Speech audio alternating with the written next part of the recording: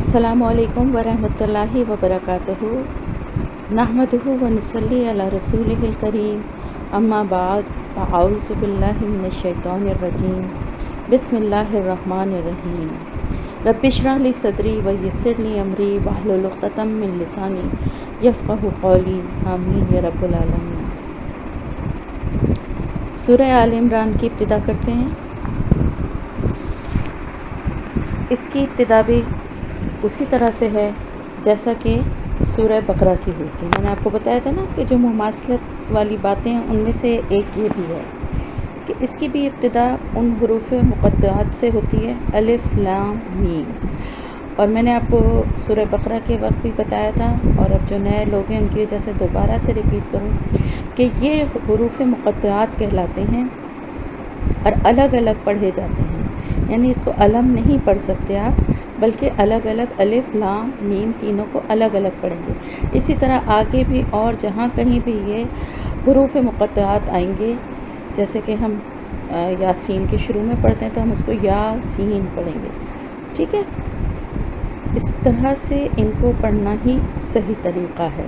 اور ان کے معنی جو ہیں، میں نے اس وقت بھی آپ کو بتایا تھا کہ اس کے بارے میں مفسرین کی بہت ساری ہمیں آراء ملتی ہیں، جس میں سے سب سے زیادہ جو دل کو لگنے والی اور قریب ترین بات ہے وہ یہی ہے کہ اللہ تعالیٰ کا کلام ہے اور اللہ کا انداز بیان ہے، اور اس زمانے کے جو عرب تھے ان کو اپنی زبان دانی پہ بڑا فخر اور گھمنڈ تھا، اور وہ اپنے آپ کو اہل زبان کہتے تھے، اور باقی تمام دنیا کے لوگوں کو عجم یعنی گونگا اجمی کہتے تھے، یعنی وہ صرف عرب تھے، باقی سب اجمی تھے۔ اتنی زیادہ ان کو اپنی زبان کے اوپر گھمنڈ تھا، اور کسی حد تک ان کی بات صحیح بھی تھی، کیونکہ عربی زبان جو ہے اتنی فصیح و بلیغ زبان ہے، اور جتنی زیادہ وسعت ہے اس میں اور کسی زبان میں نہیں ہے۔ اور اللہ تعالیٰ نے قرآن کو جو اس زبان میں نازل کیا، اس میں بھی اللہ کی اور حکمتوں کے ساتھ ساتھ ایک حکمت جو ہمیں سمجھ میں آتی ہے وہ یہی کہ یہ زبان جو ہے وسعت کے حساب سے، معنی کے حساب سے، اب آپ دیکھیں نا، بعض جگہ میں آپ کو جب لفظی ترجمے کے معنی بتا رہی ہوتی ہوں تو اس کے کئی معنی اور مفہوم نکلتے ہیں۔ اسی طرح ایک ہی بات کے لیے بعض دفعہ بہت ساری چیزیں الفاظ استعمال ہو رہے ہوتے ہیں، اور بعض دفعہ ایک ہی لفظ بہت ساری چیزوں کے لیے استعمال ہو رہا ہوتا ہے۔ جو آپ قرآن کے قریب ہوتے جائیں گے اور اس کو پڑھتے جائیں گے، سمجھتے جائیں گے، تو آپ کو خود بھی اندازہ ہوتا جائے گا۔ تو اور بہت ہی خوبصورت زبان ہے۔ تو یہ حروف مقطعات جو ہیں یہ اللہ پاک کے کلام کا ایک انداز ہے، اور ان کی زبان دانی کو ایک طرح سے چیلنج تھا کہ اگر اتنا ہی بڑا دعویٰ ہے زبان دانی کا، اور اتنا ہی اپنے اوپر گھمنڈ ہے کہ ہم بہت قابل ہیں، اور ہم بہت شاعری اور ہر چیز میں بہت ان کے زبان میں بہت زیادہ ہوتا، تو اس کا مطلب بھی بتاؤ سمجھ کے کیا ہو سکتا ہے؟ لیکن سب عاجز آ گئے اور کوئی نہ بتا سکا۔ اور یہ الفاظ حروف جو ہیں وہ ہمارے لیے اسی طرح پڑھنا ضروری ہے۔ اسی طرح قرآن میں کئی جگہ پہ اللہ تعالیٰ نے چیلنج بھی کیا ہے کہ ایک صورت ایسی بنا کر لے آؤ، یا ایک آیت ایسی بنا کر لے آؤ۔ وجہ اس کی یہی ہے کہ کیونکہ وہ بہت زیادہ شعر و شاعری، اور اس کو بھی کسی شاعر کا کلام کہتے تھے، اور اس کو اللہ کا کلام ماننے سے انکار کرتے تھے، تو اللہ تعالیٰ نے ان کو چیلنج کیا کہ اگر ایسے ہی سمجھتے ہو تو ٹھیک ہے، تم بھی جیسی کوئی آیت یا صورت بنا کر لے آؤ۔ تو اس کے آگے پہلی جو آیت ہے، یعنی الف لام میم کے بعد اللہ لا الہ الا هو الحی القیوم، اللہ تعالیٰ کا تعارف، اللہ پاک اپنی قدرت اور وہ صفاتی نام جس میں کہ اس کی ایسی صلاحیتیں اور اللہ پاک کی ایسی خصوصیات جو ہیں وہ اس سے ظاہر ہیں کہ جو کہ اللہ کے سوا کسی اور میں ہونا ممکن ہی نہیں ہے۔ اللہ لا الہ، نہیں کوئی الہ، الا ہوا، مگر وہی، یعنی اس کے سوا کوئی الہ نہیں ہو ہی نہیں سکتا۔ لا الہ الا ہوا، نہیں کوئی الہ سوائے اس کے۔ کیوں؟ الحی القیوم، ہمیشہ سے زندہ ہے اور ہمیشہ سے قائم ہے اور قائم رکھنے والا ہے۔ الحی جو ہے نا، یہ اللہ پاک کی صفاتی نام ہے، اور الحی القیوم، جب میں نے آیت الکرسی کی آپ کو تفسیر کروائی تھی تو اس وقت بھی میں نے آپ کو بتایا تھا کہ یہ نام جو ہیں یہ اسم اعظم بھی ہمیں مختلف احادیث میں ملتا ہے کہ یہ نام اسم اعظم کہلاتے ہیں۔ کیا مطلب ہوتا ہے اسم کا مطلب نام، اعظم کا مطلب بہت بڑا، یعنی یہ بہت بڑے نام ہیں۔ کیوں ہے یہ بہت بڑے نام؟ اس لیے کہ ان میں اللہ تعالیٰ کی ایسی صفات بیان ہو گئی ہیں، ان میں ایسی بات، اللہ کی ایسی خاصیت، ایسی خصوصیت، ایسی اس کی صفت بیان کی گئی ہے جو کہ سوائے اس کے کسی اور میں نہیں ہو سکتی۔ کیا وجہ ہے اس کی؟ آپ خود غور کریں۔ الحی، ہمیشہ سے زندہ ہے کوئی اور جو ہمیشہ سے زندہ ہو؟ دنیا کی کوئی بھی چیز، انسانوں کو چھوڑ دیں، انسانوں کے علاوہ بھی کوئی کائنات کی چیز ایسی ہے جو کہ ہمیشہ سے ہو اور ہمیشہ رہے؟ آپ کو معلوم ہے نا، جو بگ بینگ تھیوری ہے یا جو کائنات کی تخلیق کا جو سبب سائنٹیفکلی جو بتایا جاتا ہے، اس میں بھی کیا ہے کہ ایک بہت بڑا دھماکہ ہوا تھا جس کے نتیجے میں یہ سورج اور چاند وجود میں، یعنی یہ بھی پہلے سے موجود نہیں تھے اور ایک سرٹن ٹائم پہ یہ بھی ختم ہو جائیں گے۔ اسی طرح دنیا کی ہر چیز کی طرف اگر آپ نظر ڈالیں جو کہ بظاہر ہمیں بہت مضبوط اور بہت پائیدار نظر آتی ہیں، بڑے بڑے پہاڑ ہیں، بڑے بڑے سمندر ہیں، لیکن آپ کو معلوم ہوگا، اور اگر نہیں معلوم تو آپ پڑھیے اور اس چیز کو جاننے کی کوشش کریے، اللہ کی قدرتوں کے بارے میں جتنا زیادہ آپ پڑھیں گے نا اتنا ہی زیادہ اللہ سے قریب ہوں گے، کہ یہ پہاڑ بھی موجودہ شکل میں جیسے ہمیں نظر آتے ہیں ایسے نہیں تھے۔ بعض جگہ میدان تھے جہاں پر آج پہاڑ ہیں، اور بعض جگہ جہاں پر آج میدان ہیں وہاں پر پہاڑ تھے، جہاں پر سمندر ہیں وہاں پر زمین تھی۔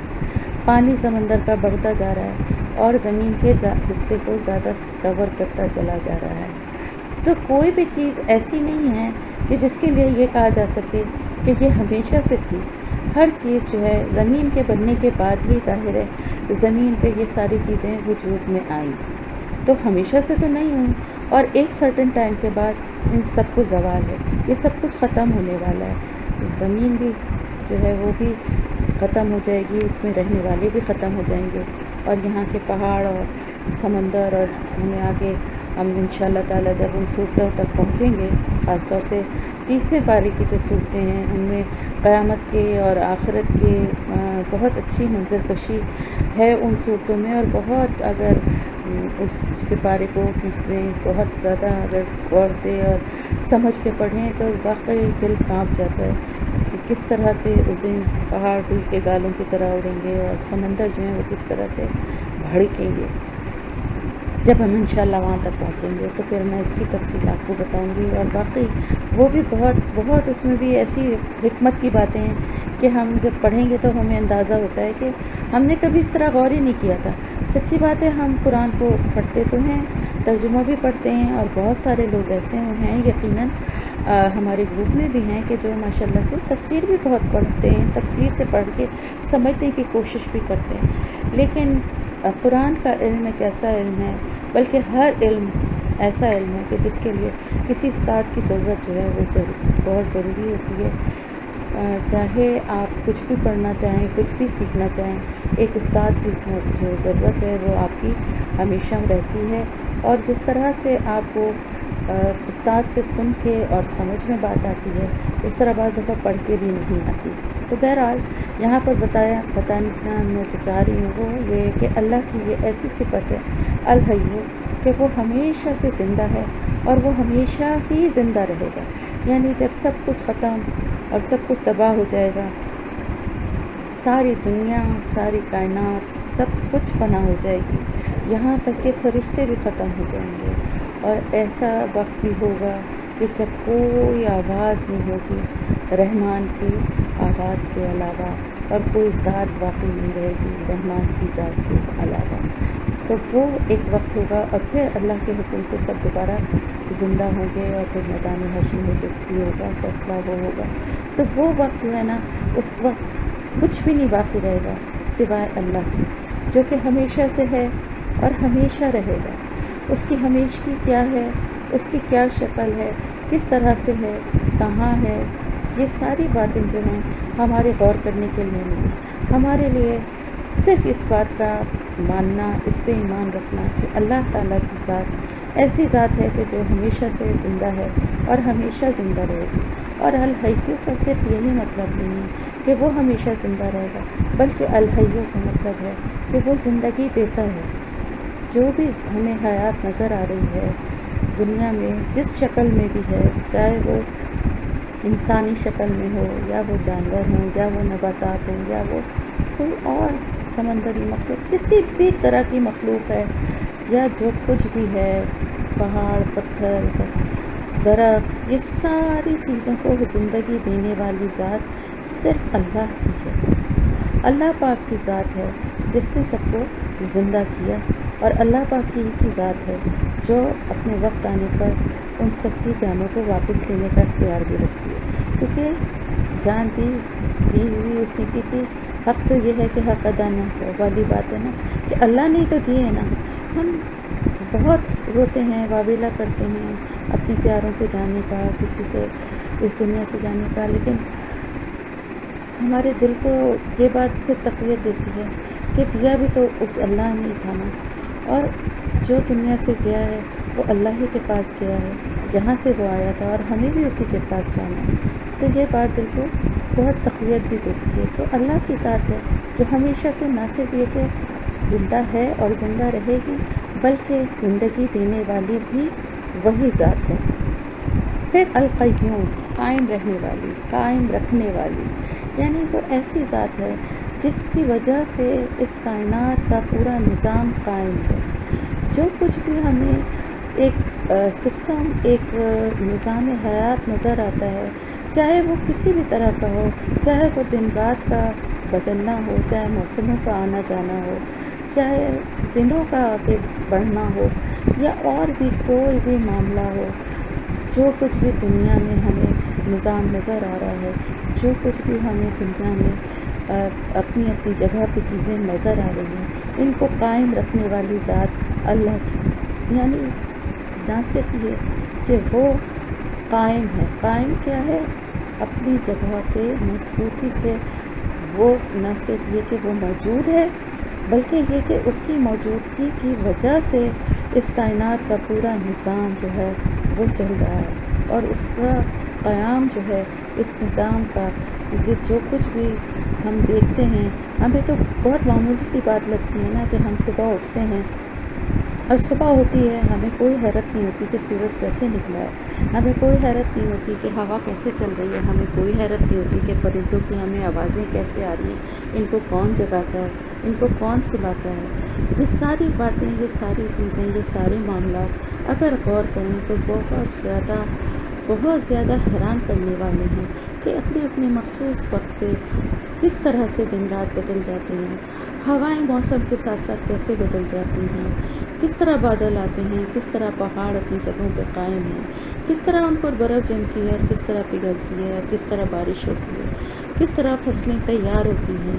یہ سب نظام جو ہے، ان کو قائم رکھنے والی ذات اللہ تعالیٰ کی ہے۔ اور اگر اللہ پاک کسی چیز میں کوئی بھی رد و بدل معمولی سا بھی کرنا چاہے یا بہت بڑا کرنا چاہے، اس کے لیے صرف کن کہنے کی دیر ہے، اس کو کچھ بھی نہیں کرنا، اس کو کسی کو حکم بھی نہیں دینا، وہ صرف کن کہتا ہے، اور کہا جاتا ہے کہ کن کا نون بھی کہنے سے پہلے وہ کام ہو جاتا ہے، یعنی اللہ کی قدرت جو ہے وہ اتنی بڑی ہے۔ تو وہی ذات ہے، تو جو ذات ہے جس کے اصل میں یہاں پر یہ تعارف اللہ کا اس لیے کروایا جا رہا ہے، آگے اس کی وجہ بھی آ رہی ہے کہ سب سے پہلے تو اللہ پاک کا تعارف ہے اس صورت کے شروع ہوتے ہی، کہ وہ کون ہے، کس کا کلام پڑھ رہے ہو، کس کی باتوں کو تم غور سے پڑھنے سمجھنے کی کوشش کر رہے ہو، وہ ذات ہے کیا۔ سب سے پہلے تو یہ سمجھو، اور پھر ساتھ ہی ساتھ یہ بھی سمجھو کہ جو اتنا زبردست ہے، جو ہمیشہ سے موجود ہے، جس نے تمہیں زندگی دی، جس نے تمہارے وجود کو قائم رکھا ہوا ہے، تو اس کے علاوہ کوئی اور الہ بھی ہو سکتا ہے کیا؟ اس کے علاوہ کوئی اور بھی ایسا ہو سکتا ہے جس کی عبادت کرنی چاہیے یا جس کا کہنا ماننا چاہیے اللہ سے بڑھ کر؟ ایسا کوئی ہے؟ کسی اور میں اس کی کوئی 1% بھی صفت آپ پا سکتے ہیں کہ جو موجودگی اور قیام، جس طرح کا قیام ہم اللہ کی ذات سے دیکھتے ہیں؟ نہیں، ہرگز بھی نہیں نا۔ تو جتنا بھی غور کریں اتنا زیادہ یہ آیتیں جو ہے نا اسی لیے ہیں کہ ان پہ غور و فکر اور تدبر کیا جائے۔ ان سے صرف سرسری صرف ترجمہ یاد کر کے آگے بڑھ جانا یہ ہمارا مقصد نہیں ہے۔ ہمارا مقصد کیا ہے کہ ہم قرآن کو اچھی طرح سے جانیں، اس کو اپنے اندر اتاریں تاکہ وہ ہماری زندگیوں کا حصہ بنے۔ تو وہ اللہ اس کی ذات اتنی بڑی ذات ہے جو ہمیشہ سے موجود ہے اور جو الحی القیوم ہے، تو اس کے علاوہ کوئی دوسرا معبود نہ تو ہے اور نہ ہو سکتا ہے۔ کسی اور میں ایسی صفات، ایسی خصوصیات پائی نہیں جا سکتی۔ پھر اب اس کے بعد، اس تعارف کے بعد اللہ تعالیٰ فرما رہا ہے نزل علیک الکتاب، نازل کی اس نے، اتاری اس نے آپ پر، کس پر؟ آپ صلی اللہ علیہ وسلم پر، الکتاب، کتاب، کون سی کتاب؟ جس کو ہم پڑھ رہے ہیں، قرآن، بالحق مصدقا، حق کے ساتھ تصدیق کرنے والی۔ یعنی اب جیسے کہ البقرہ کے شروع میں بھی ہم نے پڑھا تھا نا، ذالک الکتاب لا ریب فیہ، نازل کی یہ ایک ایسی کتاب ہے لا ریب فیہ، نہیں کوئی شک جس میں، اس میں کوئی شک نہیں ہے۔ اور یہاں پر بھی کیا کہا جا رہا ہے؟ بالحق، یعنی حق کے ساتھ۔ تو حق کیا ہے؟ حق جو ہے وہ سچ ہے، سچ کے ساتھ ہے۔ حق بات کیا ہوتی ہے؟ حق بات سچ بات ہوتی ہے۔ تو اس کتاب کا اب اللہ پاک اپنے تعارف کے ساتھ ساتھ یہ بتا رہا ہے کہ یہ کتاب جو ہے، جب یہ جس ذات کی طرف سے آئی ہے اس کا تعارف آپ نے پڑھ لیا، سمجھ لیا کہ وہ کتنا زبردست ہے۔ اب یہ کتاب جو ہے یہ بالکل سچی سچی حق کے ساتھ آئی ہے۔ اس میں کوئی بات ادھر کی ادھر کی بے مقصد نہیں ہے۔ اس میں کوئی بات نعوذ باللہ استغفر اللہ جھوٹ ہونے کا تو سوال ہی نہیں پیدا ہوتا، بے مقصد بھی نہیں ہے، حق کے ساتھ ہے۔ حق کا مطلب ہے ٹھیک ٹھیک بات اور اتنی ہی بات جتنی کہ ضرورت ہے۔ مصدقاً، تصدیق کرنے والی، اس کی یہ بھی کوالٹی ہے، یعنی یہ کہ یہ حق بھی ہے اور ساتھ ہی ساتھ تصدیق بھی کرتی ہے۔ کس کی تصدیق کرتی ہے؟ لما بین یدیہ، لما اس کے لیے جو اس سے پہلے تھیں، اس سے پہلے جو کتابیں تھیں، کون کون سی اس نے نازل کی تھی؟ توریت اور انجیل۔ اب ان دونوں کتابوں کا ذکر یہاں کیوں کیا جا رہا ہے؟ اس لیے کہ اس صورت کے مضمون میں، اس میں اب ان لوگوں سے زیادہ مخاطب ہے اللہ پاک، ان کے بارے میں زیادہ بات ہم کریں گے، کیونکہ جیسے کہ سورہ بقرہ میں 3 گروہ تھے نا، مسلمانوں کے، کافروں کا اور منافقین کا، لیکن یہاں پر اب زیادہ مخاطب کون ہیں؟ مسلمانوں کے ساتھ ساتھ وہ لوگ جن کو کتاب دی گئی۔ وہ کون تھے؟ یہودی اور عیسائی، ان کو کتاب دی گئی تھی نا، توریت اور انجیل، توریت یہودیوں کو اور انجیل عیسائیوں کو۔ تو اب ان سے یہ بات کی جا رہی ہے کہ ان کو تو یہ کتابیں پہلے اللہ کی طرف سے آئی ہوئی کتابیں ان کو مل چکی تھیں، تو یہ کتاب جو ہے یہ کوئی اور چیز نہیں لائی ہے، یہ کوئی الگ بات نہیں کرتی، یہ کوئی نئی بات نہیں کرتی، بلکہ یہ انہی باتوں کی تصدیق کرتی ہے، انہی کتابوں کی تصدیق کرتی ہے کہ جو اس سے پہلے اللہ کی طرف سے نازل ہوئی تھیں۔ اور تصدیق کرنے کا مقصد یہ ہے کہ انہی باتوں اور انہی احکامات کو بھی ویریفائی کرتی ہے، یعنی ان کتابوں میں جو اوریجنلی جو باتیں اللہ کی طرف سے جو احکامات آئے تھے ان میں تبدیلی نہیں ہوئی ہے۔ تبدیلی اگر ہوئی ہے تو صرف طریقوں میں، صرف اس کے عبادت کے یا معاشرتی زندگی کے معاملات کے طریقوں میں، لیکن جو کچھ اس میں حلال تھا وہی اس میں حلال، جو کچھ اس میں حرام تھا وہی اس میں بھی حرام ہے۔ چوری کرنا وہاں بھی گناہ تھا، یہاں بھی گناہ ہے، قتل کرنا وہاں بھی گناہ تھا، یہاں بھی گناہ ہے، شراب پینا، زنا، یہ سارے برے کام ان کتابوں میں بھی برے ہی تھے اور اس میں بھی برے ہی ہیں۔ سزاؤں کا فرق ہے، عبادت کا کوئی ایسا مین فرق نہیں۔ روزے ان کے اس کتابوں میں اور ان کے مذہب میں بھی تھے اور نمازیں بھی تھیں، ہاں تعداد مختلف تھی، طریقہ کار مختلف تھا، لیکن یہ کہ بیسک جو دین کی تعلیم ہے وہ وہی ہے، احکامات وہی ہیں، اللہ کی ہی کتاب ہیں، اس میں بھی اللہ کی ہی طرف سے احکامات نازل ہوئے تھے. جیسا کہ میں نے آپ کو ایک دفعہ پہلے بھی بتایا تھا کہ مختلف دور کے لحاظ سے ان کی معاشرت کے حساب سے کتابیں نازل ہوتی تھیں، اور ان میں اسی کے حساب سے قوانین بھی ہوتے تھے. اور کیونکہ پہلے اتنا سہولت نہیں تھی، اتنی جو ہے کتاب کی شکل میں آنے کے بعد، اول تو کتاب کی شکل میں آنا ہی بہت مشکل ہوتا تھا، اور پھر اس کو اتنا زیادہ کوئی پرنٹنگ پریسز نہیں تھے، کوئی ایسی طریقہ نہیں تھا. عام طور سے چمڑے پہ یا مختلف کھالوں پہ یا کسی ان پہ لکھا جاتا تھا، اور وہ بہت بھاری اور وزنی بھی ہوتے تھے، اور ان کو محفوظ رکھنا بھی مشکل ہوتا تھا، اور پھر ان کو ایک جگہ سے دوسری جگہ تک پہنچانا بھی مشکل تھا. اتنا ایزی نہیں تھا جیسے کہ آج کل الحمدللہ، اللہ کا شکر احسان ہے، قرآن پاک کو ہم سپاروں کی شکل میں بھی، قرآن کی شکل میں بھی، ترجمے کے ساتھ، تفسیر کے ساتھ، تجوید کے ساتھ، ہر طرح سے ہمیں بہت ایزیلی اویلیبل ہیں، اور ہر جگہ قرآن پہنچ سکتا ہے اور پہنچ جاتا ہے اور پہنچ رہا ہے الحمدللہ. تو یہ چیزیں اس وقت آسان نہیں تھیں، اور پھر وقت کی ضرورت کے حساب سے میں نے بتایا تھا آپ کو کہ پیغمبر بھی ایک ہی وقت میں کئی ہوا کرتے تھے، کیونکہ ایک علاقہ دوسرے علاقے سے کافی دور ہوتا تھا اور اتنا آسان نہیں ہوتا تھا. آج کل جیسے ہم نیٹ پہ بیٹھتے ہیں اور یہاں سے بات نکلتی ہے، پوری دنیا تو ہے نا وہ ایک گلوبل ولیج کی شکل اختیار کر چکی ہے، اور کہیں پہ بھی بیٹھ کے ایک دوسرے تک بات پہنچانا اب کوئی مشکل کام نہیں ہے. تو وہ اس وقت ایسی سہولتیں نہیں تھیں، تو اسی لیے قرآن جو ہے وہ اب آخرت تک، رہتی دنیا تک آخری کتاب ہے، کیونکہ اب الحمدللہ اللہ کا شکر ہے وسائل بھی ہیں، اور پھر اس کی حفاظت کا وعدہ اللہ کا ہے. تو یہاں پر بتایا جا رہا ہے کہ یہ کتاب ان کتابوں کی تصدیق کرتی ہے جو کہ توریت اور انجیل اس سے پہلے دی گئیں.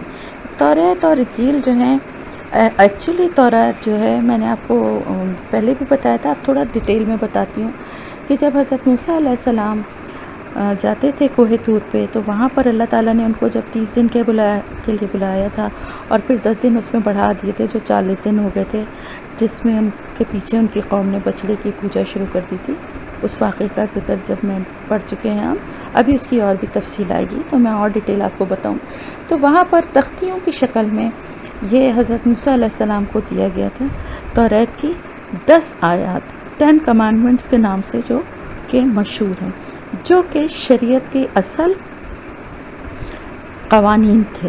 اس کے علاوہ حضرت موسیٰ علیہ السلام کی وفات تک تقریباً ان کی، یعنی ان کو نبوت ملنے کے بعد سے وفات تک تقریباً 40 سال کا عرصہ تھا، جس میں ان پر باقی جو احکامات اللہ کی طرف سے نازل ہوئے، حضرت موسیٰ علیہ السلام نے ان کو لکھوا کر، آپ کو معلوم ہے نا کہ 12 قبیلے تھے ان کے، 12 بیٹے تھے جن کے الگ الگ قبیلے تھے، اور ہر قبیلے کے پاس انہوں نے اس کی ایک نقل رکھوا دی تھی،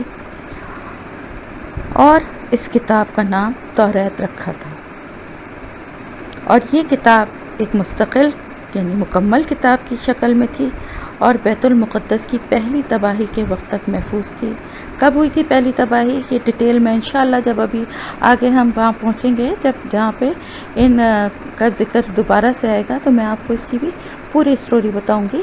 تو فی الحال آپ کے لیے اتنا ہی کافی ہے. جیسے میں نے آپ کو بتایا تھا سورہ بقرہ میں ہم نے پڑھا تھا تابوت سکینہ کا، اور میں نے بتایا تھا کہ وہ تابوت سکینہ میں وہ تختیاں بھی تھیں جن پہ کہ احکامات اللہ کی طرف سے جو نازل ہوئے تھے وہ اس کے اوپر خود گئے تھے، یعنی خود بخود لکھے ہوئے اللہ کی طرف سے تھے، تو کسی انسان کی طرف سے نہیں لکھے ہوئے تھے، تو وہ اللہ کی طرف سے ان تختیوں پہ لکھے گئے تھے، اور وہ تختیاں اس میں محفوظ تھیں.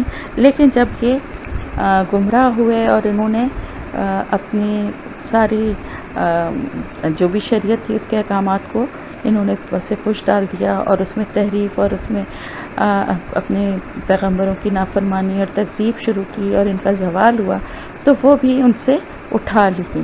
اور پھر اصلی شکل میں جو توریت تھی وہ جب ان کو ملی تو انہوں نے اس میں تحریف شروع کر دی، اور پھر اس کو تحریف شدہ جو شکل تھی اسی میں ان کے صرف علماء کے پاس ہی وہ موجود رہتی ہے، عام لوگوں تک اس کی دسترس نہیں تھی، اور وہ جو بھی چاہتے تھے اس میں سے آپ کو میں نے بتایا تھا کہ اپنی مرضی کے اس میں رد و بدل کر لیتے تھے قوانین میں، اور اس کو اللہ کے احکامات کہا کرتے تھے۔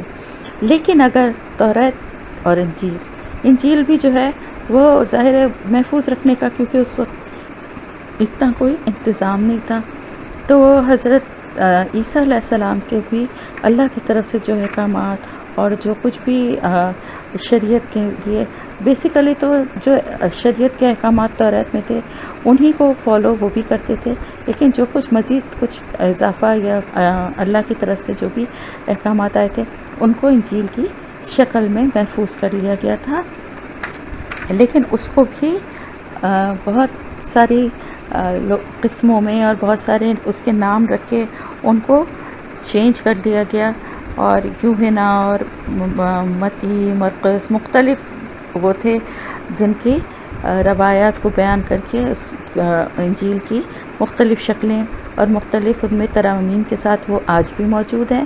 لیکن اگر اس کے بیسک جو آیات جو ہیں جہاں پر یعنی اس میں تفاسیر بھی ہیں ان لوگوں کی توریت میں بھی اور انجیل میں بھی جو بعد میں لوگوں نے کی، جو بھی ان کے ساتھی یا بزرگ جو بھی تھے ان لوگوں نے اور بعد میں اور لوگوں نے بھی، تو ان اضافی چیزوں کو اگر ہٹائیں اور صرف آیات کو دیکھیں تو ان کا انداز اور ان کا موضوع اور ان کا جو مضمون ہے وہ بہت حد تک قرآن سے مشابہ ہے، اور اندازہ ہو جاتا ہے کہ یہ بات جو ہے اسی انداز میں کہی جا رہی ہے جس طرح سے کہ قرآن میں بیان کی گئی ہے، تو ان کو بیان کرنے والا، ان کو لوگوں تک بھیجنے والی ذات ایک ہی ہے۔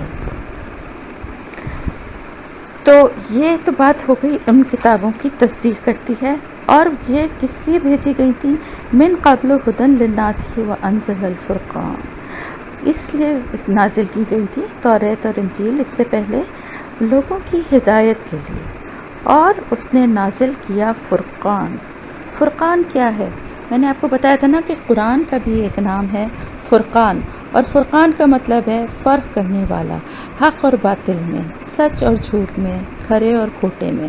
تو یہ قرآن جو ہے وہ ایک میزان ہے، فرقان ہے، اور ساتھ ہی ساتھ یہاں پر جو فرقان ہے یہ فرقان انسان کے دل کے اندر بھی ہے۔ ہر صاحب ایمان یا جو ایمان نہیں بھی رکھتا لیکن حق کی تلاش میں ہو، اور حق میں اور باطل میں فرق کرنا اس کے دل کی طرف سے اس کو اس کی گواہی ہو، وہ دیکھیں اس چیز کو خود ہی پہچانے گا۔ اب دیکھیں اکثر ایسا آپ سنتے ہیں نا کہ غیر مسلموں کی طرف سے بھی کہ فلانا ڈاکٹر تھا یا فلانا سائنٹسٹ تھا، اس نے اس چیز کو دیکھا اور اس پہ غور کیا یا اس پہ ریسرچ کی، تو وہ پھر اس کا دل اس طرف آیا اور اس نے پھر قرآن کو پڑھا تو پھر وہ ایمان لے آیا۔ کیسے ایمان لے آتے ہیں؟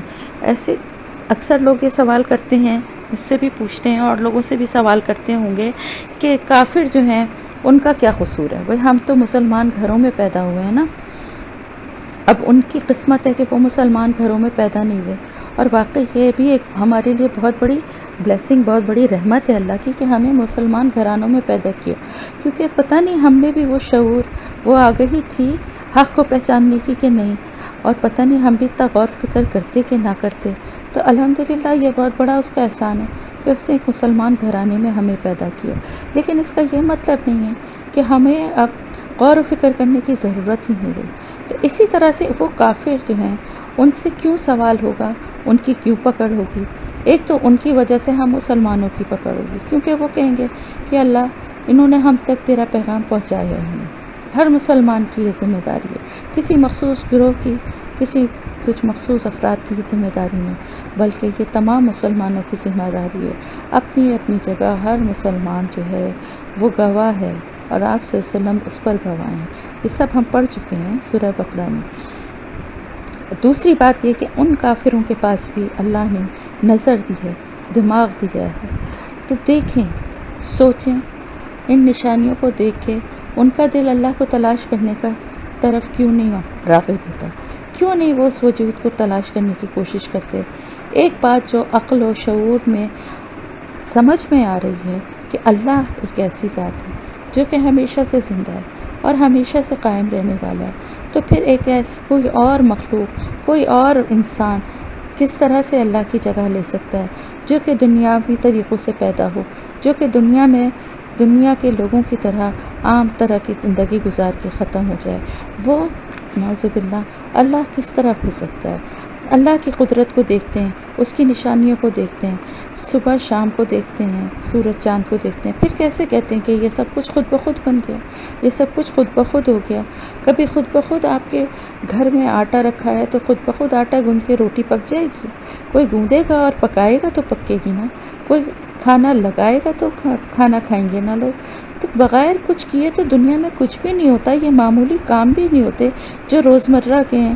تو اتنا بڑا کائنات کا نظام کیسے چل رہا ہے، کون چلا رہا ہے، اس پہ کیوں نہیں کوئی غور کرتا، کیوں نہیں سوچتا، کیوں نہیں سمجھتا؟ تو یہ فرقان اللہ تعالیٰ نے انسان کے اندر بھی رکھا ہے کہ وہ بھی حق اور باطل کا فرق کر سکتا ہے۔ برائی کی طرف آپ کو پتہ ہے، دیکھیں کتنا برا وہ معاشرہ تھا، جہالت کی انتہا تھی، ہر طرح کی برائیاں جو ہیں وہ بہت عام تھیں، شراب اور یہ زنا اور یہ سب کچھ کھلے عام، کوئی اس میں برائی اور وہ نہیں سمجھا جاتا تھا۔ لیکن جو اللہ کے نیک بندے تھے، جن کا دل اس چیز کو قبول ہی نہیں کرتا تھا، وہ اس وقت بھی ان برائیوں سے دور تھے، وہ اس وقت بھی ان چیزوں کے قریب نہیں جاتے تھے، کیونکہ ان کا دل ان چیزوں کی طرف راغب ہی نہیں ہوتا تھا۔ تو یہ ہے وہ فرقان۔ ان الذین، بے شک وہ لوگ جنہوں نے کفر کیا اللہ کی آیات کا، اللہ کی آیتوں سے انکار کرنا بہت ہی بڑی دعوت دینا ہے عذاب کو۔ عذاب شدید، سخت عذاب، شدید عذاب، سخت عذاب ہے۔ اس لیے کہ دیکھیں ان ساری باتوں اور ان ساری چیزوں کو بتانے اور سمجھانے کا مقصد کیا ہے؟ پہلے اللہ پاک نے اپنی ذات کا تعارف کروایا، پھر اپنی کتاب کا، پھر پچھلی کتابوں کا بھی ریفرنس دیا کہ ان سب کو دیکھ کے بھی اگر نہیں سمجھ میں آتی اور پھر بھی انکار کرتے ہو تو پھر شدید عذاب تمہارا منتظر ہے۔ اس لیے کہ دیکھیں ایک سمجھ میں آنے والی بات ہے، ایک سبق کلاس میں دیا جاتا ہے، کسی کو پڑھایا جاتا ہے، ٹیچر کلاس میں پڑھاتی ہے، یاد کرنے کو دیتی ہے، دوسرے دن نہیں یاد کرے، تیسرے دن نہیں یاد کرے، کتنے دن تک ٹیچر برداشت کرے گی؟ اس کے بعد کیا کرے گی؟ پیار کرے گی؟ سزا ہی دے گی نا، ڈانٹے گی، اور اگر زیادہ سیریس معاملہ ہوا تو سزا بھی دے گی، کلاس سے بھی نکالے گی، بہت کچھ کرے گی نا۔ کس لیے؟ اس لیے کہ بھلائی چاہتی ہے بچوں کی، وہ یہی چاہتی ہے کہ یہ پڑھ جائیں، یہ سیکھیں، یہ کیوں نہیں کر رہے۔ اسی طرح اللہ پاک جو 70 ماؤں سے زیادہ محبت کرتا ہے، وہ کسی کو سزا نہیں دینا چاہتا، وہ کسی کو اپنے غضب کا نشانہ نہیں بنانا چاہتا، اس کی رحمت اس کے غضب پہ غالب ہے، یہ اس نے عرش پہ لکھا ہوا ہے۔ تو پھر کیا وجہ ہے؟ یہی وجہ ہے کہ اتنا سمجھانے اور اتنا بتانے کے بعد بھی اگر کوئی اللہ کے احکامات کے خلاف جاتا ہے اور اس کی نافرمانی کرتا ہے، اللہ پہ ایمان نہیں لاتا، یہ کھلی صاف نشانیاں دیکھنے کے بعد بھی، تو پھر اس کے لیے شدید عذاب ہے اور اللہ زبردست انتقام لینے والا ہے۔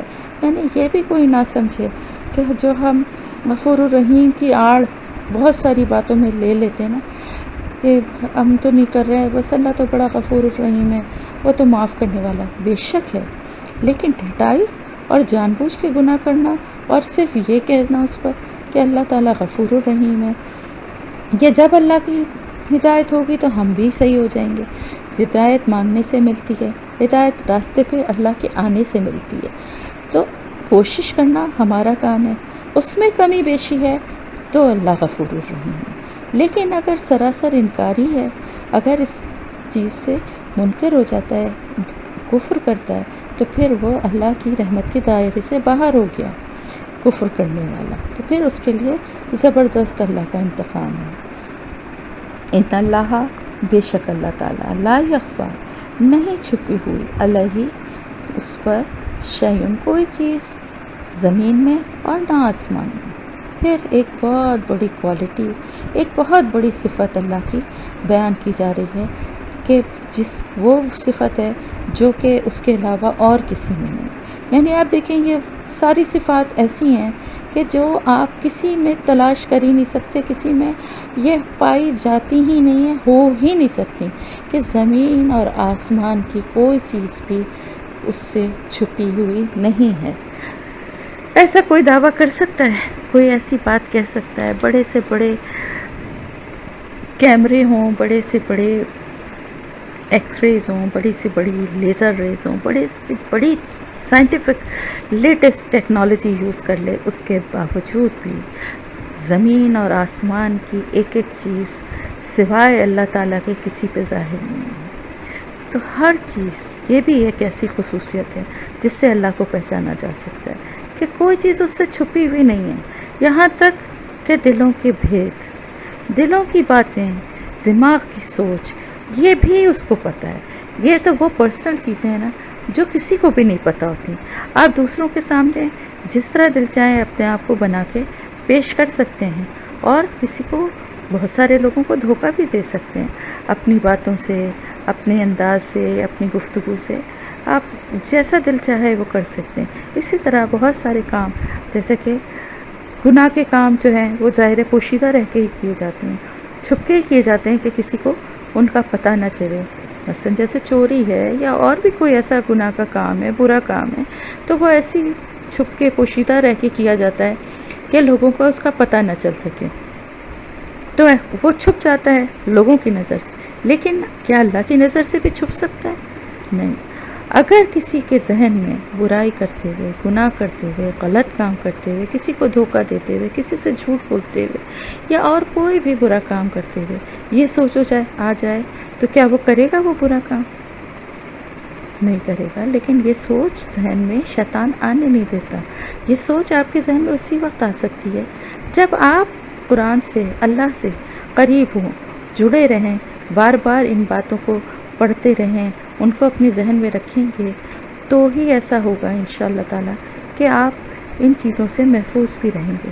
کیونکہ آپ کے ذہن میں ہر وقت یہ بات، یہ خیال ہونا چاہیے موجود کہ اللہ کی ذات ایسی ہے کہ اس سے کچھ بھی چھپا ہوا نہیں، یہاں تک کہ ہمارے دلوں کے راز بھی چھپے ہوئے نہیں ہیں۔ زمین اور آسمان کی کوئی چیز، وہ تو پھر بھی آپ کہہ سکتی ہیں کہ وہ باہر ہے، زمین کے اوپر کی چیزیں، زمین کے اندر کی، نیچے کی چیزیں، پوشیدہ چیزیں، زمین کی تہہ میں کیا ہے، اس کی انتہا کہاں ہے، کہاں پہ اس کا ڈیپتھ ہے، آسمان کتنے ہیں، کہاں تک ہیں، کتنی مخلوق ہے زمین میں، آسمان میں، سمندر میں، کہاں کہاں پر ہے، ان سب کی خبر۔ درخت کا کوئی پتا ایسا نہیں گرتا جس کی خبر اللہ کو نہ ہو۔ تو جب اس حد تک باریک بین ہے، وہ اس حد تک ہر چیز پہ نظر رکھتا ہے، تو پھر اس کے علاوہ یہ صفت بھی کسی اور میں ایسی پائی نہیں جا سکتی۔ تو اللہ تعالیٰ سے کوئی چیز بھی نہیں چھپی ہوئی، نہ آسمان میں اور نہ زمین میں، اور وہی ہے جو کہ تمہاری صورت بناتا ہے فی الارحام، رحموں میں، ماں کے رحم میں، کیف یشاء، جیسا کہ وہ چاہتا ہے۔ کس طرح کا بچہ جو ہے وہ ماں کے پیٹ میں بنے گا، گورا ہوگا، کالا ہوگا، لڑکا ہوگا، لڑکی ہوگی، یا زندگی والا ہوگا، یا اس کی زندگی یہیں ختم ہو جائے گی، اچھی شکل صورت کا ہوگا کہ کم صورت ہوگا، یہ سب چیزیں کون بنا رہا ہے، ان کا فیصلہ کون کر رہا ہے؟ صرف اللہ تعالیٰ۔ اللہ کی ذات کے علاوہ کوئی ایسا نہیں ہے جس کو یہ اختیار ہو۔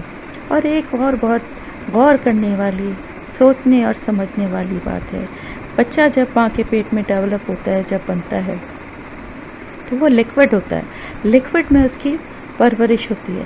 آپ یہ سوچیں کہ ایک سیل، اس سیل سے بچے کی گروتھ ہو رہی ہے، اندر کوئی سانچہ ہے، اندر کوئی ایسے اوزار ہیں، یا کوئی ایسے فرمے ہیں، یا کوئی ایسی چیز ہے کہ جو کانوں کی جگہ پہ لگائے جاتے ہیں کہ کانوں کے سوراخ میں پانی نہ جائے، یا کوئی ایسی چیزیں ہیں جو ناک کے سوراخ بنانے کے لیے وہاں پر موجود ہو کہ ناک بن رہی ہے تو اب اس میں سوراخ بھی بنے۔ کس طرح بنتے ہیں، کس طرح کان بنتے ہیں، کس طرح ناک بنتی ہے، کس طرح منہ بنتا ہے، ایک ایک چیز پہ اگر آپ غور کریں، آپ چاہیں تو وہ ویڈیو دیکھیں جس میں بچے کی پوری ڈیولپمنٹ دکھائی جاتی ہے، تو آپ دیکھیں کہ کس طریقے سے بغیر کسی سانچے کے، بغیر کسی اور چیز کی مدد کے ماں کے پیٹ میں خود بخود وہ ایک شکل اختیار کرتا ہے، ایک ایسا وجود جس کی نہ آنکھیں ہوتی ہیں شروع میں، نہ کان ہوتے ہیں، اور آہستہ آہستہ وہ سب چیزیں کیسے بنتی ہیں، کس طرح اسی جگہ پہ بنتی ہیں۔ یہ سب چیزیں صرف شکل صورت ہی نہیں، بلکہ یہ سب چیزیں بھی جیسے اللہ چاہتا ہے ویسے بناتا ہے۔ کس کو بینائی دینا ہے، کس کو گویائی دینا ہے، کس کو سماعت دینا ہے، کس کو نہیں دینا، یہ سارے فیصلے اللہ پاک کے ہیں، اور وہی کرتا ہے اور وہی سب سے بہتر کرنے والا ہے۔ تو وہ صورت بناتا ہے جیسی وہ چاہتا ہے، اور لا الہ الا هو العزیز الحکیم، اور کوئی بھی معبود، کوئی الہ نہیں ہے اس کے علاوہ، وہ زبردست بھی ہے اور حکمت والا بھی ہے۔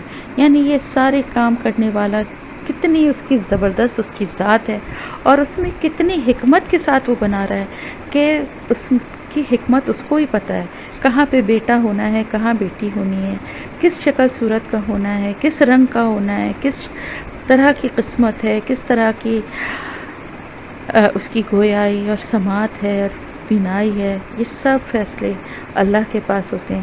اس لیے وہ لوگ جو ماں کو یا باپ کو یا کسی کو بھی ذمہ دار ٹھہراتے ہیں، ان کو چاہیے کہ وہ اللہ سے جا کے لڑیں، کیونکہ یہ سارے فیصلے اللہ کر رہا ہے۔ شکل صورت بھی اللہ بنا رہا ہے، لڑکا اور لڑکی بھی اللہ ہی بنا رہا ہے، گورا اور کالا بھی اللہ ہی بنا رہا ہے۔ تو کسی کو اعتراض ہے تو استغفر اللہ، نعوذ باللہ، اللہ کی ذات پہ ہے۔ اللہ نہ کرے کہ ایسا کفر کرنے والا کوئی بنے، تو وہ کسی انسان کو اس کا ذمہ دار یا قصوروار ٹھہرانا بہت بڑا گناہ ہے۔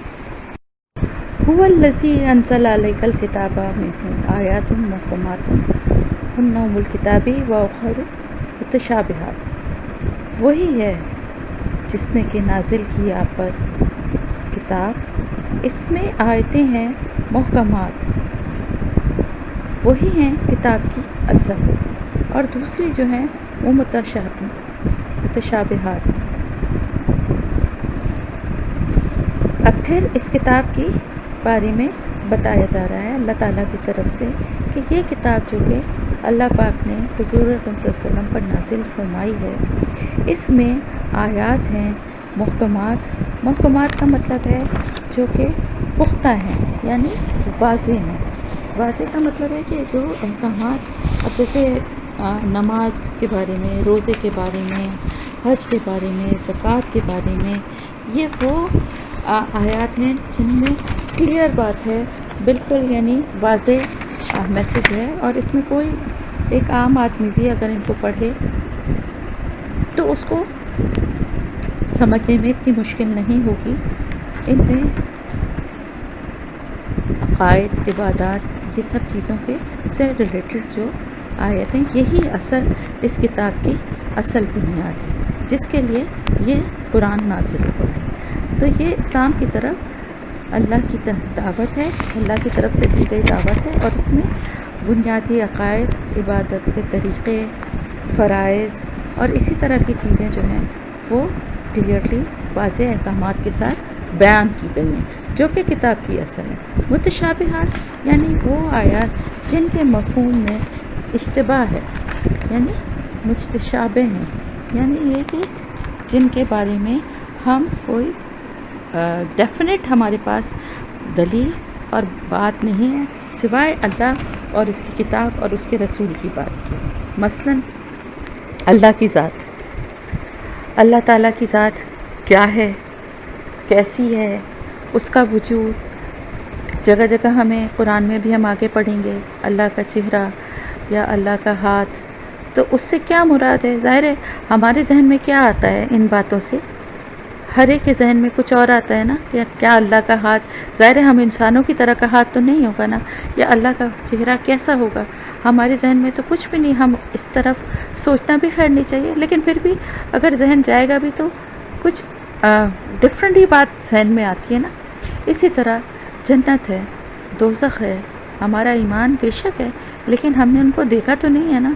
اسی طرح مرنے کے بعد جیسے قبر کا معاملہ ہے، یا بہت سارے ایسے معاملات ہیں، فرشتوں کا وجود ہے، تو یہ سب چیزیں کیا ہیں؟ یہ متشابہ ہیں، یعنی ان میں شک و شبہ کی گنجائش ہوتی ہے، اس لیے کہ ان کو واضح طور سے آنکھ سے دیکھا نہیں ہے، اور لیکن یہ ہماری عبادت کا طریقہ یا ہمارے جو بنیادی عقائد ہیں ان کے بارے میں ہمیں واضح احکامات جو کہ کتاب کی اصل روح ہیں وہ ہمیں دے دیے گئے ہیں۔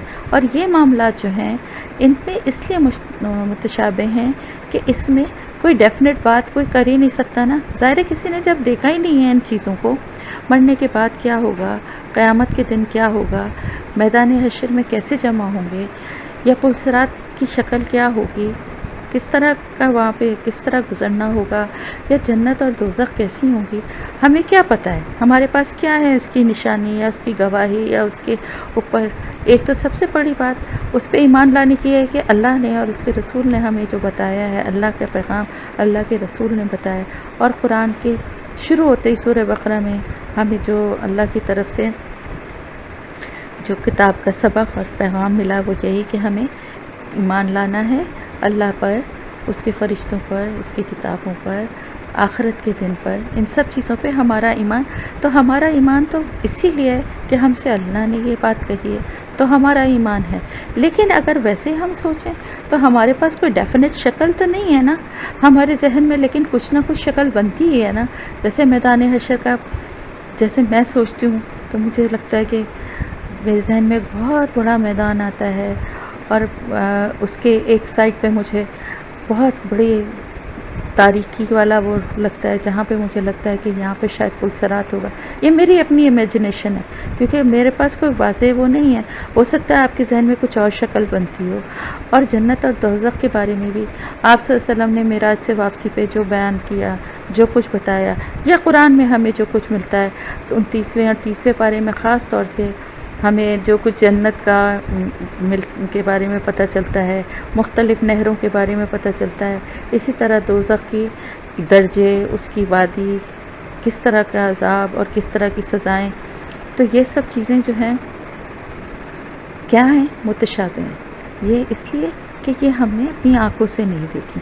تو وہ چیزیں جو ہیں جن میں انسان شک و شبے میں پڑ سکتا ہے اور جن سے دوسرے لوگ اس کو گمراہ بھی کر سکتے ہیں، ان چیزوں پہ زیادہ بحث، زیادہ ان کے بارے میں سوالات، یہ سب چیزیں جو ہیں انسان کو گمراہ بھی کر سکتی ہیں۔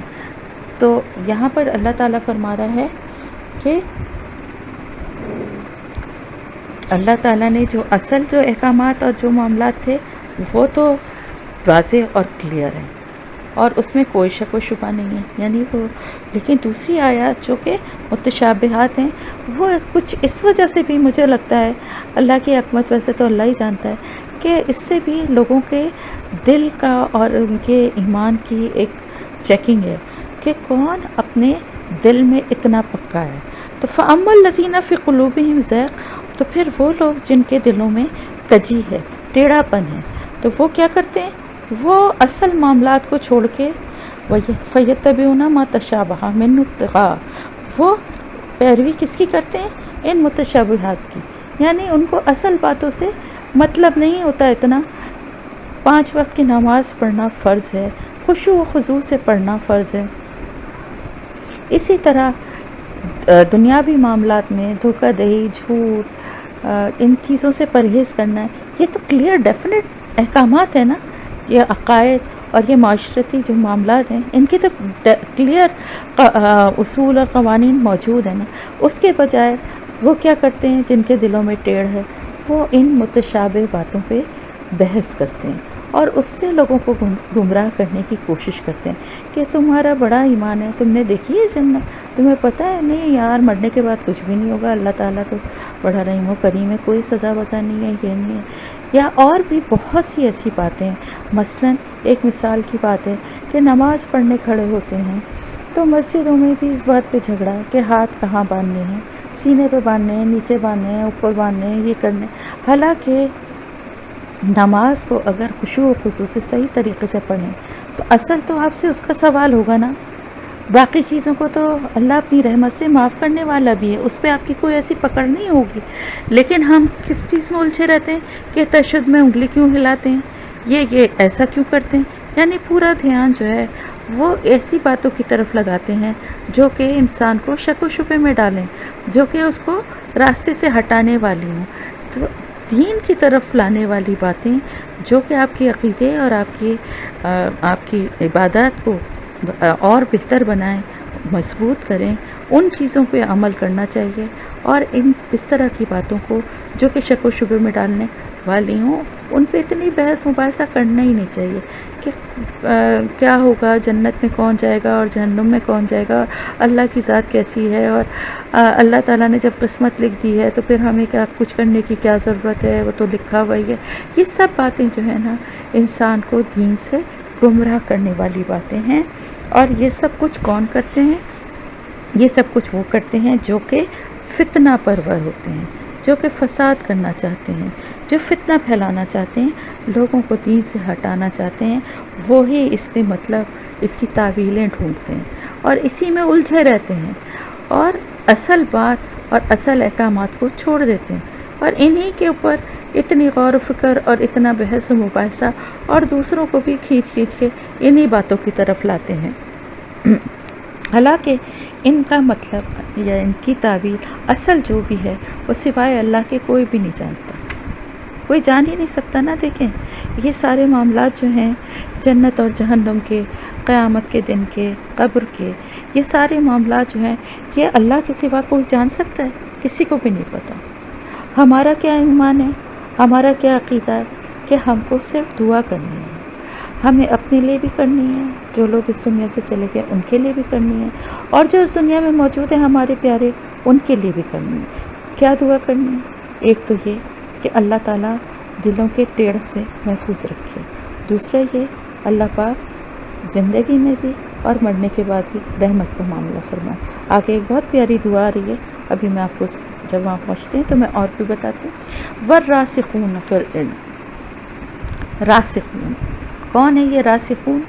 راسخ کا مطلب کیا ہوتا ہے؟ گڑا ہوا۔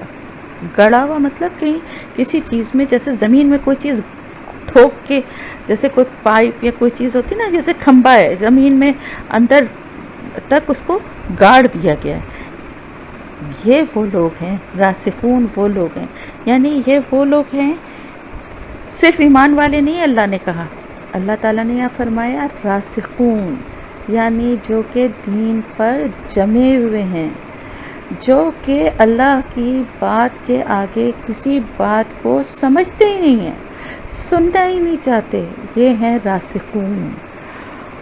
وہ کہتے ہیں کہ اے اللہ ہم ایمان لائے سب کے سب پر، جو کچھ بھی تیری کتاب میں ہے، جو کچھ بھی تیرے رسول نے تیرا پیغام ہم تک پہنچایا، ہم اس پہ آمنا و صدقنا، آمنا و صدقنا، ہم تو بحث کرتے ہی نہیں، ہم تو کہتے ہی نہیں کیسے، کیا، کیوں۔ یہ سوال انسان کو کرنے کا حق نہیں ہے، اللہ سے تو بالکل بھی نہیں، ہماری اوقات ہی نہیں سوال کرنے والے۔ صرف ہمیں کیا، ہمارے لیے کیا حکم ہے؟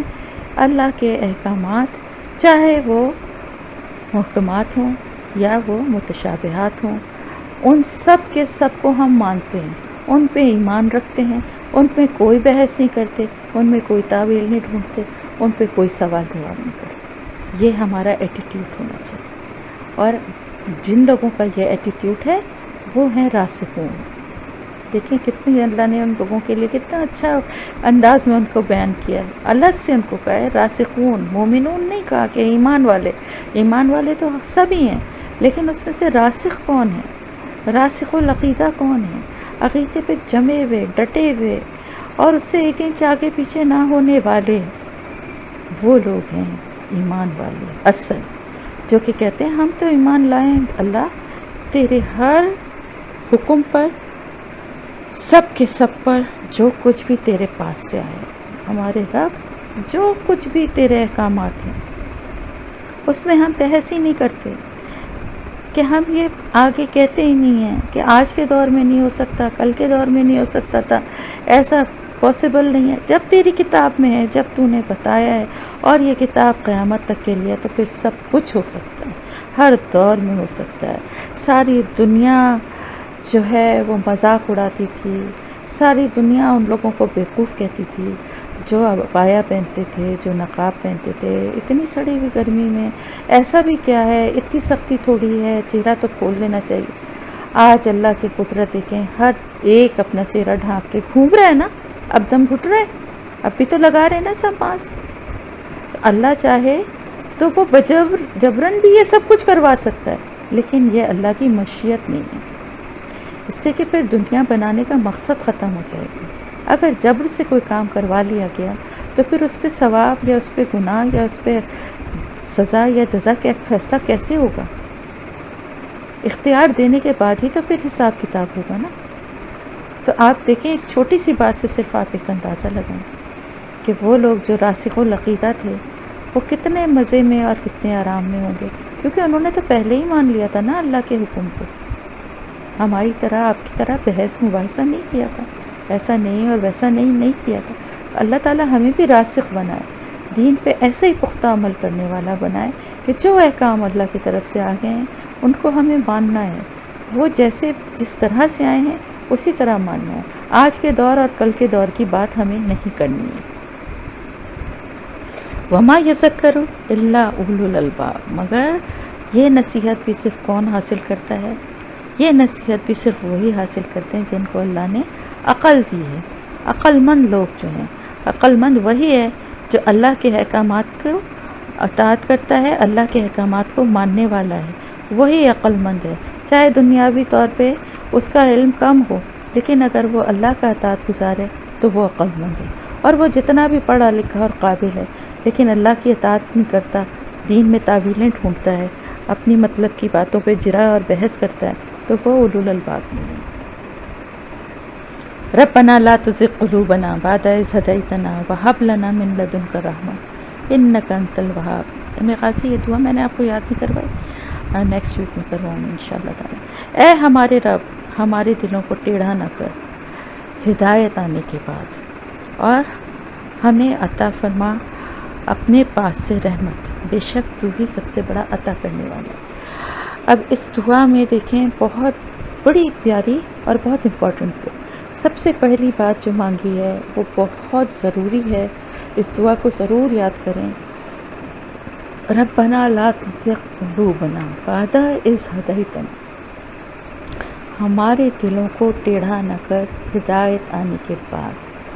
کیونکہ آپ کو ایک بات کا پتہ نہیں اندازہ ہے یا نہیں ہے، لیکن یہ بات بہت بہت کامن ہوتی ہے کہ جب اللہ کے راستے کی طرف انسان آنے لگتا ہے تو پھر اس کے دل میں بعض دفعہ بڑے گمراہ کن خیال بھی آتے ہیں. یعنی آپ یہ سوچ کے بے فکر نہیں ہو سکتے کہ اب تو میں قرآن پڑھنا شروع کر دیا ہے، سمجھنا شروع کر دیا ہے، اور اب تو میں اس راستے پہ چل رہی ہوں، تو اب تو میرے لیے آسانی ہی آسانی ہے. یہ راستہ بھی بڑا مشکل ہے، دشوار گزار ہے. بعض دفعہ دل میں بڑے وسوسے آتے ہیں، کبھی کبھی ایسے وسوسے آتے ہیں ہم تو کر ہی نہیں سکیں گے، اتنا لمبا ہے، کب تک کریں گے، ابھی تو صرف دیکھو اتنے سپارے ہوئے ہیں، یہ تو بہت سالوں کا ہے، پتہ نہیں اتنے سال کیسے کر سکیں گے یا نہیں کر سکیں گے. یا پھر یہ ہے کہ آج کل بعض دفعہ ایسا بھی ہوتا ہے، سب کے ساتھ ہوتا ہے کہ دل ہی نہیں چاہ رہا. بعض دفعہ بیچ میں ایک فیز ایسا آتا ہے کہ زیادہ پڑھنے کا دل نہیں چاہ رہا، زیادہ قرآن کھول کے یاد کرنے کا دل نہیں چاہ رہا. تو ہم ان چیزوں سے بھی بددل ہونے لگتے ہیں کہ پتہ نہیں کیا بات ہے، یا میں تو اتنی کوشش کرتی ہوں میرا دل کیوں نہیں اس طرف ہوتا. یہ سب شیطان کے وسوسے ہیں. کیونکہ آپ کو پتہ ہے ایک مومن کا دل جو ہے نا وہ ایک قیمتی خزانے کی طرح ہے، اور چور جو ہے نا وہ نقب ہمیشہ قیمتی چیز پہ ہی لگاتا ہے. ایک کافر کا یا ایک ایسے انسان کا دل جو اللہ کی یاد سے خالی ہے، جس میں اللہ کی اور قرآن کی محبت نہیں ہے، اس پہ نقب کون لگائے گا؟ شیطان. کیوں؟ اس کو تو چھوڑ ہی دے گا نا کہ یہ تو پہلے ہی میرے راستے پہ کم و بیش چل ہی رہا ہے. لیکن جو اس کے راستے سے ہٹنے کی اور اللہ کے راستے کی طرف آنے کی کوشش کرتا ہے اور اللہ کا بندہ بننے کی صحیح معنوں میں کوشش کرتا ہے، تو پھر اس کو بہکانے کے لیے وہ طرح طرح کے حربے آزماتا ہے. لیکن یہ بات یاد رکھیں کہ شیطان آپ سے کوئی کام زبردستی نہیں کروا سکتا، صرف آپ کے دل کو وسوسوں سے متاثر کر سکتا ہے، آپ کو بہکا سکتا ہے، آپ کے دل میں خیال ڈال سکتا ہے، دوسری چیزوں کی طرف آپ کے توجہ لگا سکتا ہے، دوسری مصروفیتوں میں آپ کا دل زیادہ اکسا کے آپ کو اس طرف لگا سکتا ہے. یہ سب کچھ ہو سکتا ہے، لیکن آپ کو کیا بننا ہے؟ راسخ. ان ساری باتوں کا جب بھی ذہن میں خیال آتا ہے جب بھی یہ خیال آئے کہ بہت مشکل ہو رہی ہے اور بہت لمبا لگتا ہے، تو آپ کو کیا کرنا ہے؟ لا حول ولا قوت الا باللہ العلی العظیم۔ جب بھی کبھی کسی اور چیز کی طرف زیادہ دماغ لگنے لگے، کوئی اور چیز زیادہ متاثر کرنے لگے، کوئی ٹی وی کی طرف، کوئی کسی اور چیز کی طرف، باتوں کی طرف، فون کی طرف، یا کسی میگزین کی طرف اور چیزوں میں زیادہ مزہ آنے لگے، ان میں زیادہ ٹائم لگنے لگے، تو سمجھ لیجیے کہ یہ شروع ہو گیا آپ کو راستے سے ہٹانے کا کام۔ تو آپ فوراً راسخون بن جائیے اور استغفار پڑھ کے، لا حول ولا قوت پڑھ کے آپ کہیے نہیں جی، انشاءاللہ تعالیٰ میں نے جس طرح شروع کیا ہے، انشاءاللہ اللہ پاک میری مدد کرے گا اور اللہ پاک میرے لیے آسانی کرے گا۔ وقتی طور پہ اگر میرے دل میں یہ وسوسہ آ بھی رہا ہے تو میں اس سے متاثر ہونے والی نہیں ہوں، اور میں پوری اور زیادہ میں تو ٹائم اس کو دوں گی۔ اگر کسی وقت میرا دل نہیں چاہ رہا تو میں اور زیادہ تھوڑی دیر کے بعد میں پھر آ کے کوشش کروں، تھوڑی دیر کے بعد پھر میں آ کے کوشش کروں، آخر یہاں تک کہ شیطان ہار مان جائے گی، لیکن میں ہار نہیں مانوں گی، اس لیے مجھے راسخون بننا ہے۔ اللہ پاک میرے دل کو ہدایت آنے کے بعد نہ پھیرے، کیونکہ یہ جو ہے نا بہت بڑا ایک حربہ ہے شیطان کا، کہ جب کوئی اللہ کے راستے کی طرف آنے لگتا ہے اور اللہ کے دین کی طرف سمجھنے کی کوشش اور اس پہ عمل کرنے کی کوشش کرتا ہے، تو وہ سر توڑ کوشش کر دیتا ہے کسی طرح سے اس راستے سے اس کو بھٹکا دے، کسی طرح سے اس کو دائیں بائیں کا راستہ دکھا دے کہ یہ کرنے۔ جیسے آپ دیکھیے نا، بعض دفعہ فرائض سے زیادہ لوگ راتوں کو جا کے نوافل پڑھنے کی وہ عبادت میں زیادہ لگ جاتے ہیں، اور پوری رات نوافل پڑھتے ہیں، فرض نماز سے پہلے، فجر سے پہلے تھک کے سو جاتے ہیں، تو کیا ان کو اس کا ثواب ہوگا؟ فرض ادا کرنا زیادہ ضروری ہے نا۔ تو ان چیز کو سمجھیے، اور یہ بھی سمجھیے کہ قرآن کو جب تک ہم سمجھیں گے نہیں، ہمیں یہ ساری باتیں پتہ نہیں چلیں گی، ہم اپنا بچاؤ کیسے کریں گے؟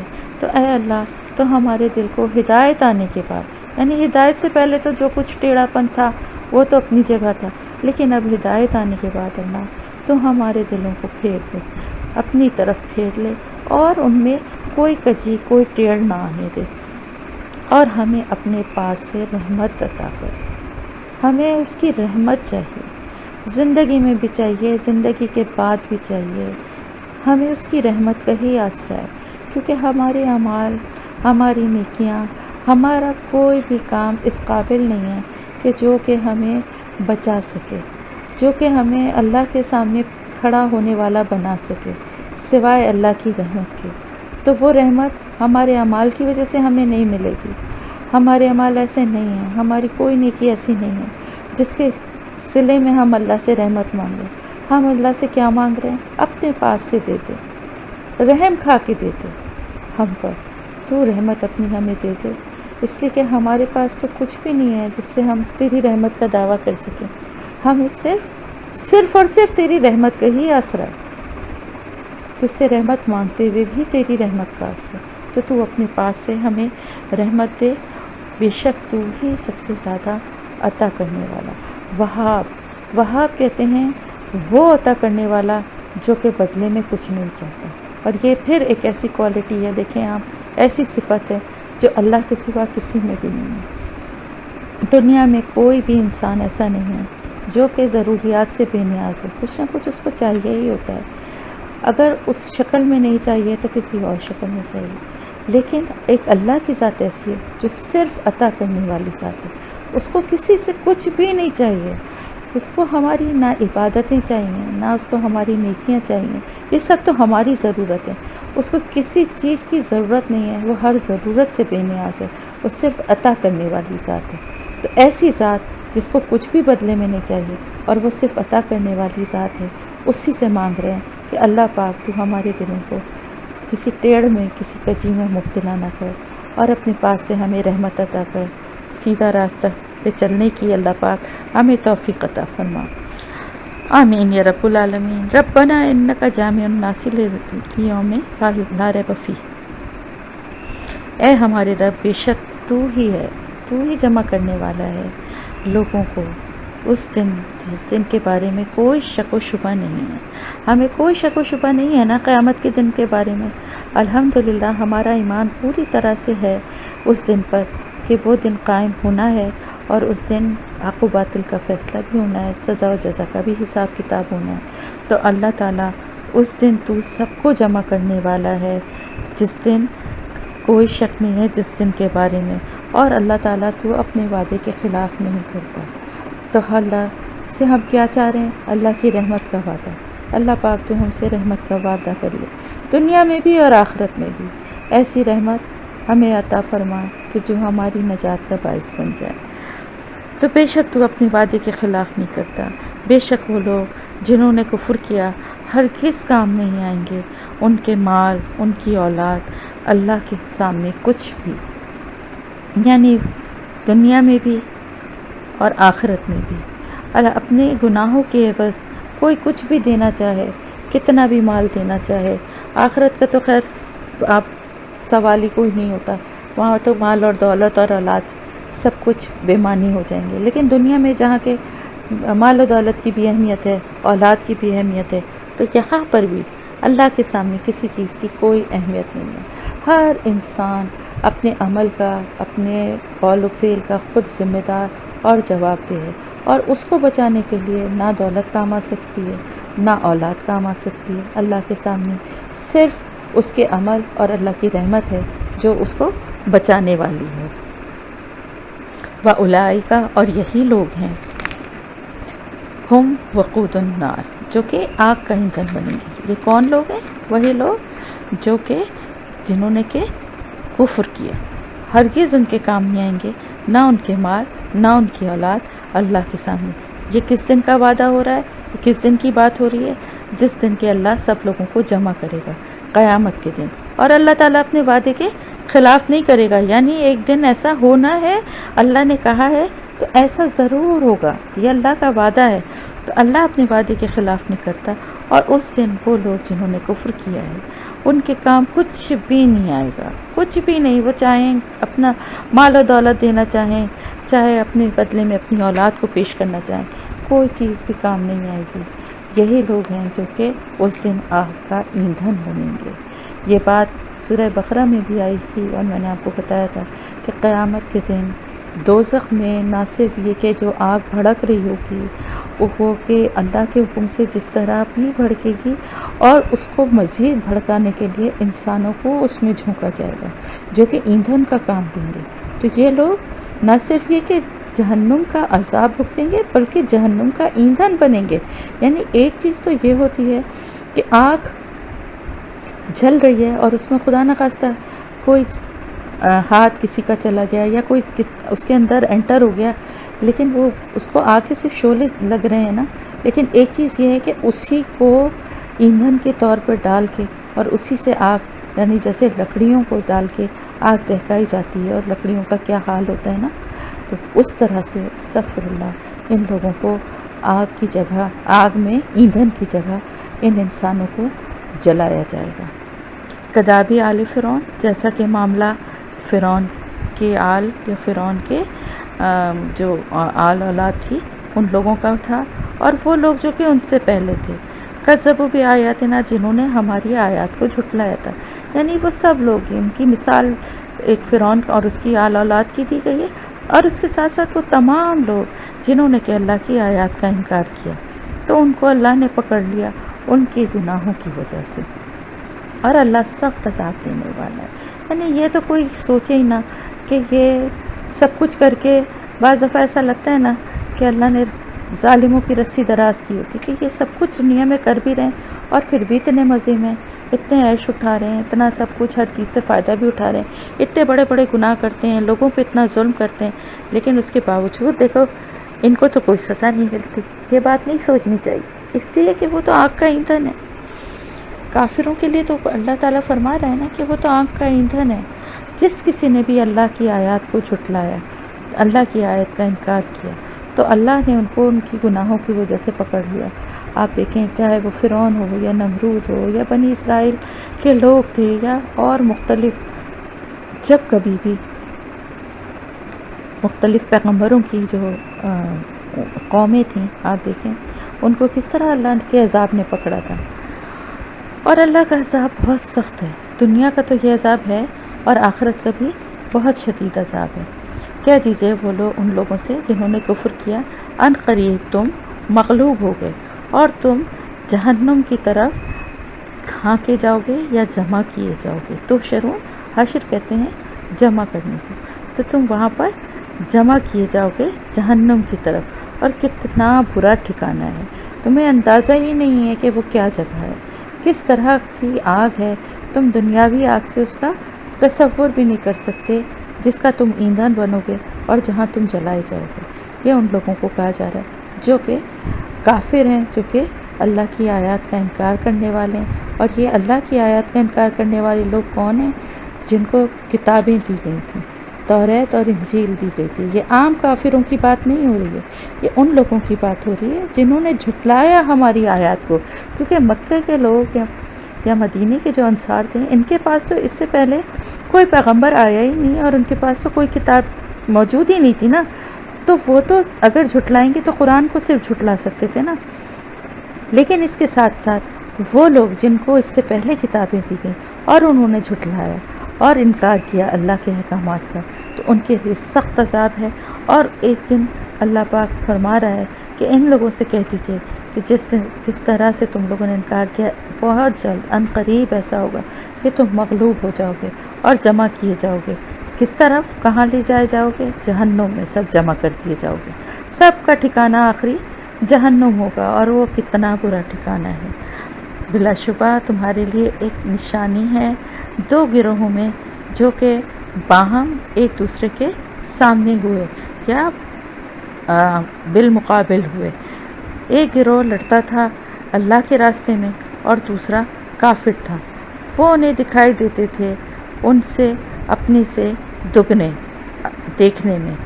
اور یہ کس کا ذکر ہو رہا ہے؟ یہ ایکچولی جنگ بدر کا ذکر ہو رہا ہے۔ یہ یہاں پر جو ہے جنگ بدر کے بارے میں بتایا جا رہا ہے کہ بلا شبہ اس میں تمہارے لیے ایک نشانی ہے کہ جب دو گروہ یعنی مسلمانوں کے اور کافروں یعنی قریش مکہ کے جو لوگ تھے وہ لڑنے کے لیے آئے تھے ایک دوسرے کے آمنے سامنے، تو دونوں گروہوں کو واضح طور پہ دونوں میں فرق نظر آ رہا تھا۔